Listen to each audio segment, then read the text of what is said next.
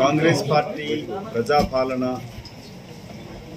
ప్రభుత్వ అధిపతి ముఖ్యమంత్రి రేవంత్ రెడ్డి గారి నాయకత్వాన్ని ఉన్న ప్రభుత్వం సంవత్సర కాలం పూర్తి చేసుకున్న తరుణంలో తెలంగాణ ప్రజలకి కృతజ్ఞతలు అభినందనలు తెలుపుతూ నాతోటి పత్రికా మీడియా సమావేశంలో పాల్గొంటున్న సోదరులు రామరెడ్డి గారు,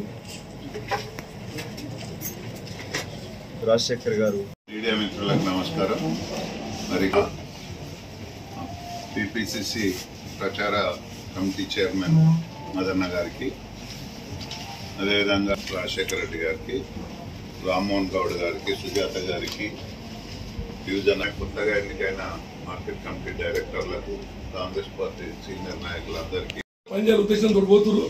దగ్గర ఒప్పుకున్న 6 గ్యారంటీల దగ్గర 4 దాకా అయినాయి. చెప్పని కూడా 4-5 కూడా చేయడం జరిగింది. రాబోయే రోజుల్లో ఎవరు ఊహించని లెవెల్లో ఉన్నటువంటి దాన్ని కేటీఆర్ గారు కానీ వాళ్ళంతా కూడా మేమున్న టైంలో చేసినాం, ఇక మేము తప్ప ఎవరు చేయలేరు అనే ఉద్దేశంతో పబ్లిక్ లో రాంగ్ మెసేజ్ పోయేలా తీసుకోబోతున్నారు. కానీ అది ఎప్పటికి కూడా జరగదు. కాంగ్రెస్ పార్టీ ప్రజాపాలన ప్రభుత్వ అధిపతి ముఖ్యమంత్రి రేవంత్ రెడ్డి గారి నాయకత్వాన్ని ఉన్న ప్రభుత్వం సంవత్సర కాలం పూర్తి చేసుకున్న తరుణంలో తెలంగాణ ప్రజలకి కృతజ్ఞతలు అభినందనలు తెలుపుతూ నాతోటి పత్రికా మీడియా సమావేశంలో పాల్గొంటున్న సోదరులు రామరెడ్డి గారు, రాజశేఖర్ గారు, ఎదుగుతున్న ఈ తెలంగాణని అభివృద్ధి పదం నడపడానికి ఇంకా మీ తోడ్పాటు కోరుకుంటూ ఈ సంవత్సర కాలంలో మీ యొక్క ఆశీస్సులతోటి ముఖ్యమంత్రి రేవంత్ రెడ్డి గారు చేస్తున్న అభివృద్ధి కార్యక్రమాలు, ఒక సంవత్సరంలో 55,000 ఉద్యోగాల కల్పన, అప్పుల రాష్ట్రంగా అధికారానికి వచ్చినప్పుడు తీసుకున్న ఈ రాష్ట్రాన్ని 7 లక్షల కోట్ల పైన అప్పులున్నా వాటిని తీరుస్తూ సంవత్సరానికి 65,000 కోట్ల మిత్తులు కడుతూనే అభివృద్ధి పదంలో ముందుకు తీసుకెళ్తూ ఇటు వరి ధాన్యానికి ఇస్తున్న 500 బోనస్ కానీ, ఉచిత బస్సు ప్రయాణాలు కానీ, 10 లక్షల రూపాయల జీవిత వైద్య సదుపాయాల కొరకు కార్పొరేట్ వైద్యం కల్పిస్తూనే పేదలకి ఇందిరమ్మ గృహాలు ప్రతి నియోజకవర్గానికి 3,500 గృహాలు కల్పిస్తూ ఇచ్చిన ప్రతి 6 గ్యారంటీలని అమలు చేస్తూ ఆర్థిక ఇబ్బందులున్న ముందుకు సాగుతున్న రేవంత్ రెడ్డి గారి ప్రభుత్వాన్ని ఆశించుకుంటూ ప్రభుత్వం పనిచేస్తున్న తీరుని జీర్ణించుకోలేక ఇవాళ బీజేపీ పార్టీ, బీఆర్ఎస్ పార్టీలు కలిసి 6 మోసాలు అని అంటూ దుష్ప్రచారం చేస్తా ఉన్నారు.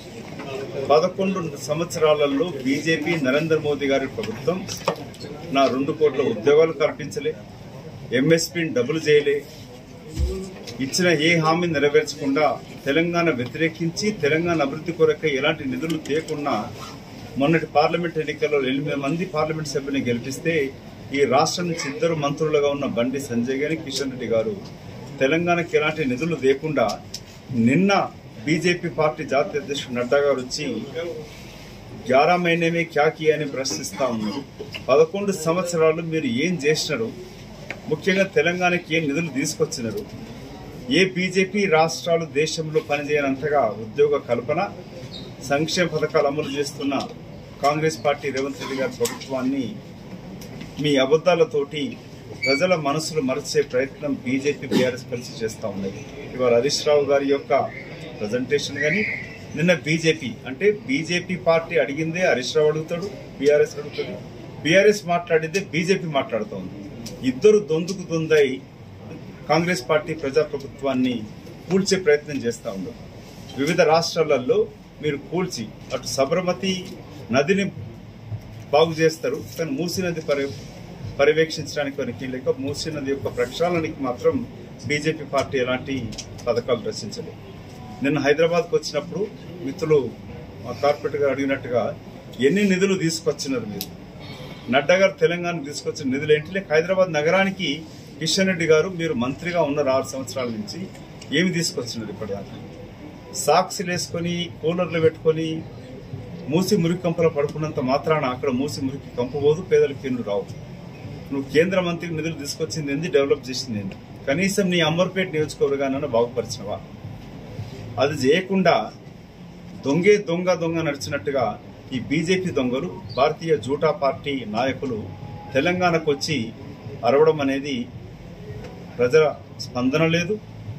మీకు 2000 పోస్టులు పెట్టిన మా మిత్రులు చెప్తా ఉండే 2000 మంది కూడా లేని జనాభాను తీసుకొచ్చుకొని ఖాళీ చైర్ల ప్రసంగాలు ఇచ్చిన బీజేపీ పార్టీ దుష్ప్రచారం కొట్టడానికి కొరకు ఈ సమావేశం. దీంట్లో మీకు చెప్పాల్సిన 2-3 విషయాలు. ఇటు ఇచ్చిన ప్రతి హామీ నెరవేరుస్తూనే ఆర్థిక ఇబ్బందులున్నా కూడా మహాలక్ష్మి పథకం కింద ఇచ్చే ఉచిత బస్సు ఇస్తూనే ఉచిత 500కి గ్యాస్ సిలిండర్ ఇస్తూ 2500 కూడా త్వరలోనే ఇవ్వడం జరుగుతుంది. రైతు బంధు కూడా ముఖ్యమంత్రి గారు చెప్పినట్టుగా సంక్రాంతిలో ఇవ్వడం జరుగుతుంది. ప్రతి హామీ నెరవేరుస్తూనే ఈ ప్రభుత్వాన్ని కొనసాగిస్తూ హైదరాబాద్ నగరాన్ని ముఖ్యంగా గ్లోబల్ సిటీగా ఎదగడానికి కొరకు ప్రపంచ నగరాలతోటి పోటీపడేటట్టుగా ముఖ్యమంత్రి గారు రచించిన తీరు, ఎస్పెషల్లీ మన ప్రాంతం, మా ప్రాంతం సాగర్ రోడ్ కానీ శ్రీశైలం రోడ్ ఈ ప్రాంతంలో ఫ్యూచర్ సిటీ ద్వారా అటు గచ్చిబౌలి ప్రాంతమే కాకుండా ఈ ప్రాంతం వెనుకబడి ఉన్నది. దీన్ని అభివృద్ధి చేస్తానుకున్న ప్లాన్లు కానీ మీరు చూస్తే ఈ ప్రాంత ప్రజలు కూడా ఆదరించాలని కోరుకుంటూ, ముఖ్యంగా ఎల్బీ నగర్ ప్రాంతానికి మెట్రోని ఇటు నాగోల్ నుంచి ఇటు హైదరాబాద్కి విస్తరించి ఎయిర్పోర్ట్ కనెక్షన్ పెంచినందుకు కూడా కోట్ల నిధులు ఈ ప్రాంతానికి ఎల్బీ నియోజకవర్గం కూడా ముఖ్యమంత్రికి కృతజ్ఞతలు తెలుపుకుంటూ మరొకసారి మీకు వివరిస్తాం ఈ ప్రాంతానికి ఎన్ని నిధులు వచ్చినాయి, ఇంకేం చేయగలుగుతుందనేది. బీజేపీ బీఆర్ఎస్ యొక్క కుట్రను తిప్పికొట్టాలని ప్రజలను కోరుకుంటూ ఈ ప్రజాప్రభుత్వాన్ని దీవించండి. ఈ జరుగుతున్న విజయోత్సవాల్లో పాల్గొనండి. ఈ రోజు రేపు కూడా విజయోత్సవ కార్యక్రమాలు హైదరాబాద్ నగరం నడిబొడ్డున సెక్రటరియట్ ముందర తెలుగు తల్లి విగ్రహావిష్కరణ, హుస్సేన్ సాగర్ పైన కూడా సంబరాలు జరుగుతున్నాయి. కాబట్టి ఇది మీ కొరకై మన కొరకై రేవంత్ రెడ్డి గారు ప్రభుత్వం చేస్తున్న ఈ కార్యక్రమాలని ఆదరించండి, ఆశీర్వదించండి. ఈ నెక్స్ట్ 4 సంవత్సరాలు ఈ సంక్షేమ పథకంతో అభివృద్ధితో ముందుకు వెళ్తున్న కాంగ్రెస్ పార్టీ రేవంత్ రెడ్డి గారి నాయకత్వంలో ప్రభుత్వాన్ని ఆశీర్వదించమని కోరుకుంటూ సెలవు.